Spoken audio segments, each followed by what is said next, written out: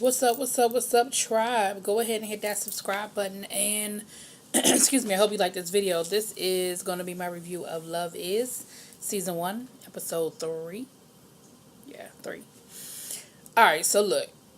This episode let me know that now I know why I have not found my forever, in the words of Funky Dineva, because the way this episode ended, I'd be done with your serious ass. But let's just jump into it. It's a good episode. It was good. It's really, really good.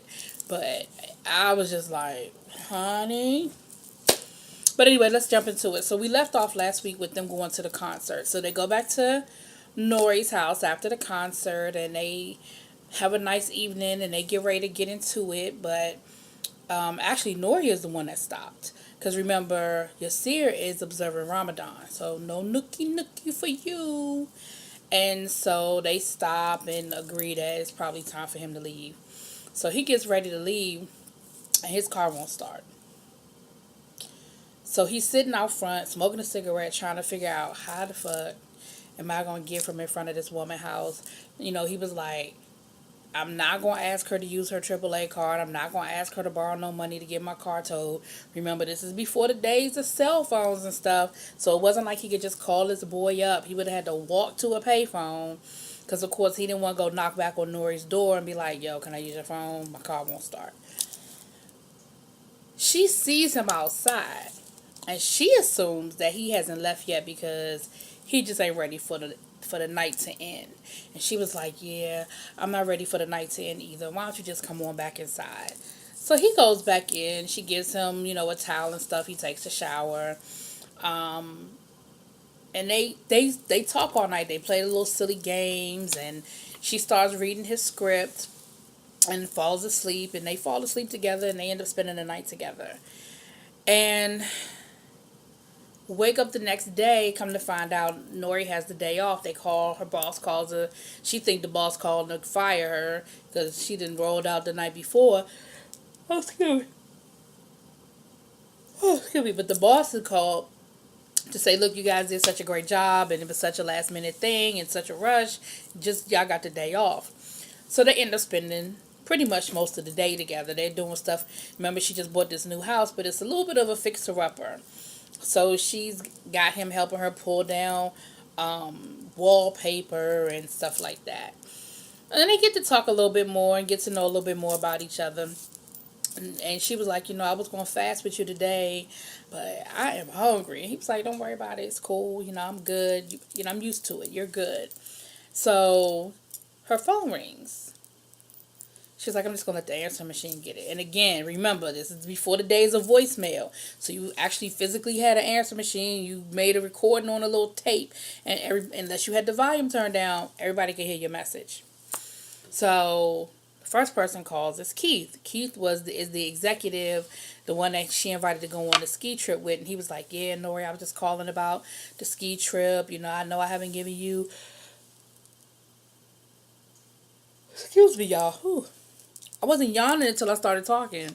Anyway, I'm just calling, give you the information on the ski trip. Give me a call. All that stuff. I'm looking forward to seeing you. I didn't see you last night at the taping. You must have ran out of there. Well, anyway, call me later. That kind of thing. So, you see her sitting there looking at her like, ski trip, huh? And she was like, look, that is obviously before you. Don't worry about it. I'm not going. He was like, nah. It's before me. If you want to go, you can go. She was like, fine, I'll go. He was like, the hell you will. It was cute. It was cute, though. But, I mean, I think it brought them back to reality to remember this is really new. We've only known each other a couple of days, and it's gotten really intense. But both of us had a life before this. So then the phone rings again because, of course, they had already brought up the whole Ruby roommate ex, and he was upfront with her. He was like, it's my ex-girlfriend, but now we're roommates, which is true. It is an accurate description of their situation. So, dang, Lord, and I'm not sleepy. Well, I guess I didn't think I was. I'm sorry, y'all. So then her phone rings again. This time it's what's the dude's name? The dude that's, I think Nick is his name. The guy that lives in L.A. that she had been calling and hadn't been calling her back. And of course he's like, hey, I've been thinking about you. Give me a call when you get a chance. And she told you see, she was like, look, that's my college sweetheart who hasn't called me in a week, so clearly I'm not a priority for him, and he's not a priority for me. Like, I love you, and I'm with you, like, this is us right now. And you see, it's like, yeah, all right, like, I understand you had a life. He was like, but look, how many? Like, how many men are in your life? And she tried to kind of talk around it or whatever, but he was like, look, no bullshit, no games. How many? Just be honest with me. And so she does. She breaks it down for him. She tells about the dude at work, about Keith, about the ex-boyfriend, And she tells him everything at that point. But then the phone rings again. And of course, Nori's nervous as hell at this point. She picks up the phone. She don't let it go to the voicemail. She picks up the phone. But come to find out, it's Angela, it's her coworker. And she's about to go on a blind date with a dude she met on the internet. Well, nowadays, internet dating is no big deal. Like, everybody, not everybody, but a lot of people have tried online dating. A lot of people have met their husbands or spouses online. A lot of people have, they even got what's that, Tinder and Jacked and all that other stuff now that just, it's not even a dating app, it's more of a hookup app. But back then it was still pretty new with you meeting people online and meeting them and not knowing who people really were versus their representatives. Lord. So she was like, you cannot just be having blind dates with people you done met off the internet. Now, my thing is, they were meeting in a public place, and it was during the day. So I didn't understand why Nori was being so extra about it. But she was, and he even told her, Yasir was like, she grown. Like, why you gotta go check on her? She's grown. And she was like, look, if it wasn't for her, we wouldn't even be together. I just need to make sure she's good. I need to just go, I'm just going to go down there, make sure she's not hooking up with a serial killer or something. So he was like, all right, whatever. So when they're leaving, he sort of pretends like he's fiddling around in the car so that she'll pull off before him and not realize that, again, remember, his car won't start. So he pushes the car, y'all, sorry. He pushes the car away from it being in front of her house. He pushes it to a neighbor's house, and then he leaves it to go call Sean, that's his boy, to see if he could get Sean's AAA card or get the money to get a tow or whatever. God, I'm so sorry. I don't know why I keep yawning. So then Nori goes to, it's like a Home Depot type spot they go to. Her friend Angela's met up with the dude. Dude, he seemed like he cool, but there were a few warning signs about him. And her girlfriend kind of picked up on some stuff, and she was like, girl, get me out of this. And Nori was like, he seems cute, he seems cool, like, what's up? Because she does the whole pretending like they bumped into each other and they didn't really plan it type of thing. And so she was like, you got to get me out of this. Like, it's something, I just feel like he a 40-year-old man living in his grandparents' basement. Like, I don't know. And Nori was like, don't throw away, a good, she was like, he seemed like a good one to throw back in. And her girlfriend was just like, I'm not feeling it. And you know what? He could have been a perfectly nice guy, but if you ain't feeling it, you ain't feeling it.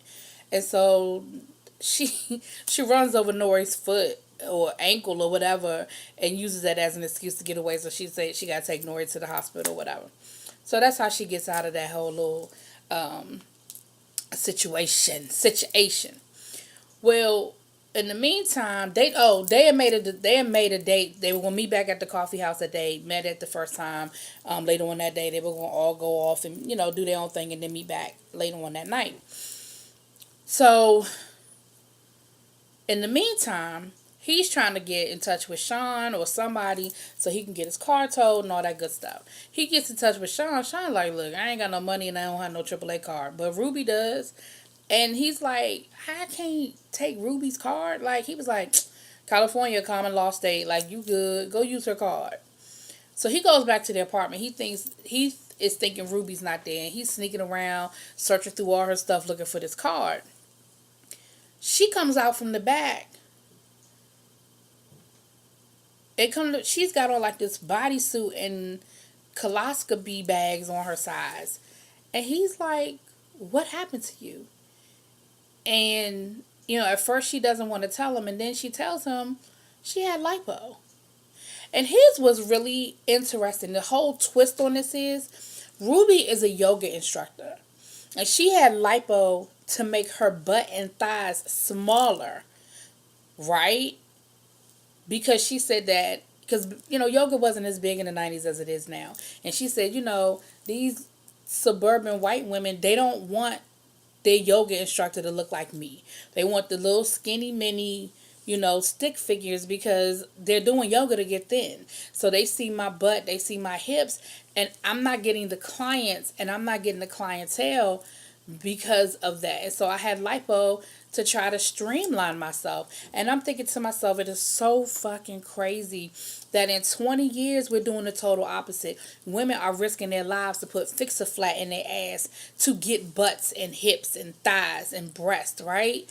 And it's so sad that she felt like in order to have a business and to keep her livelihood, that she had to have lipo to take all of that away.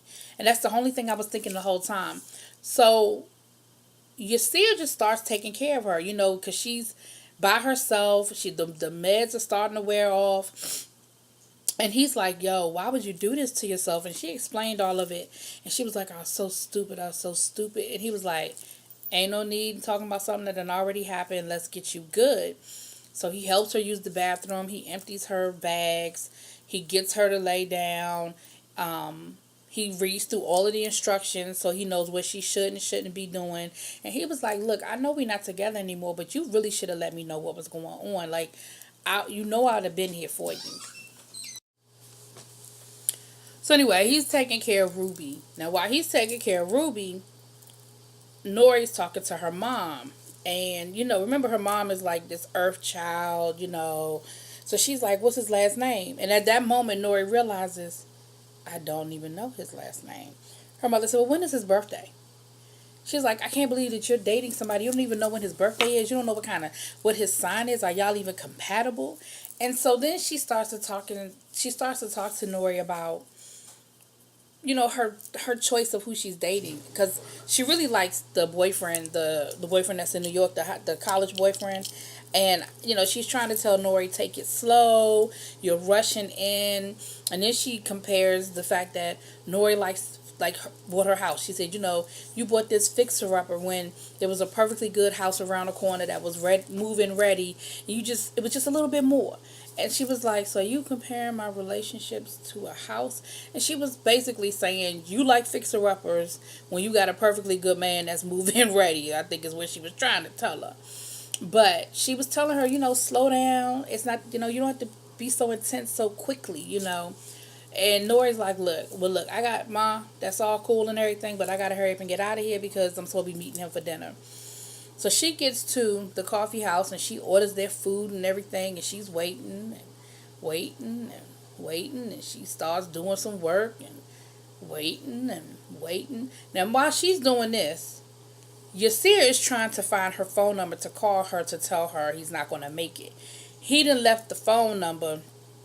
He can't find it. He doesn't know her number. He done called directory assistants and everything trying to find a number for her. She done went back home. She panicking, thinking that he dead on the right side of the road somewhere. Talking about, she done called the police, tried to file a missing persons report.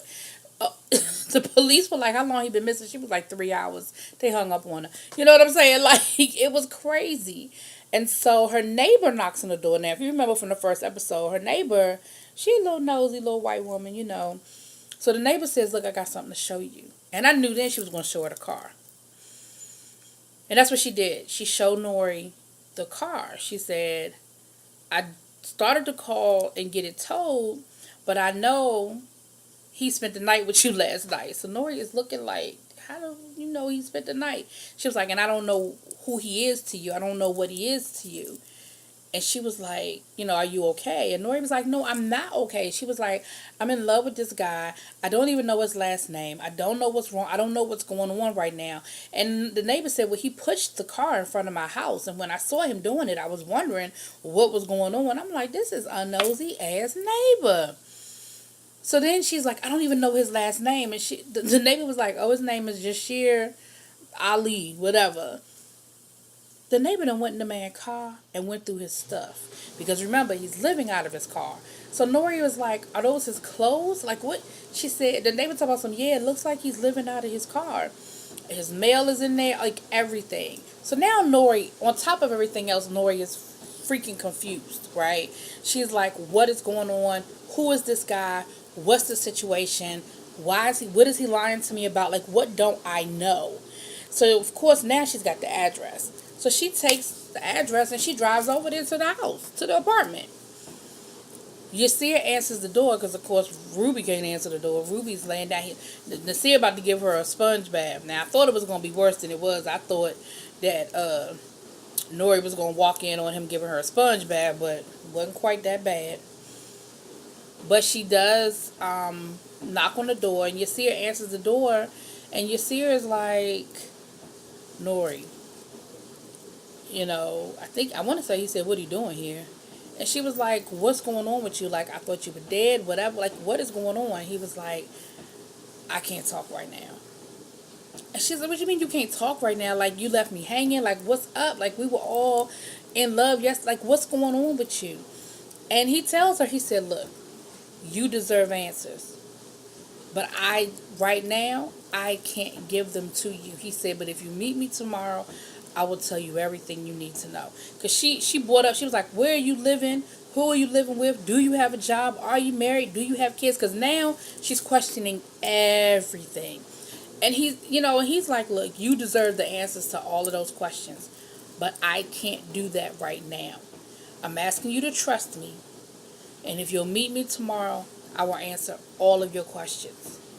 And Nori, and see, up until that point, I was still kind of with him. Nori said, why can't you answer him now? This mofo closed the door in her face and walked away. That's why I said I'd have been done. I probably, up until that point, I probably would have met him and heard what he had to say till he closed the door in my face. Because, again, he was done with what he had to say. You know what I'm saying? He was done. But he could have said, Nori, I'm going to talk to you tomorrow. You know what I mean? That's like hanging up the phone without saying goodbye. Like, give me a salutation. Give me something.